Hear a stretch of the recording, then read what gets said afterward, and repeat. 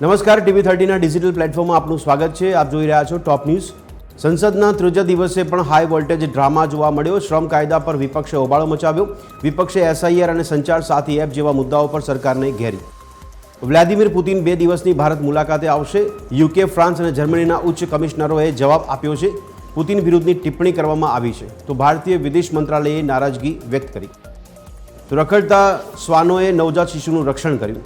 પશ્ચિમ બંગાળના નાદિયા જિલ્લાનો કેસ છે, જ્યાં મા બાપે નવજાતને રસ્તા પર ફેંકી દીધું હતું તો આખી રાત રખડતા શ્વાનોએ બાળકને ઘેરી રાખ્યું.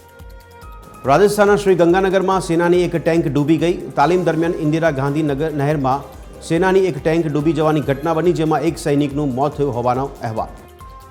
ભારતમાં ટેક્સી સેવાનો નવો યુગ શરૂ. સ્વદેશી ભારત ટેક્સી એપ પર હવે મળશે ટેક્સી.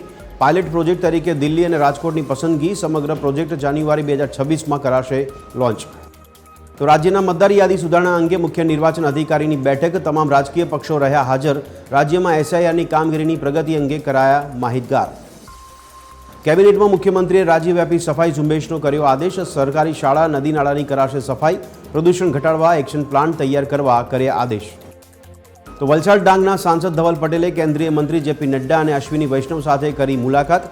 વલસાડમાં આરોગ્ય અને રેલવેની સુવિધા વધારવા અંગે કરી રજૂઆત.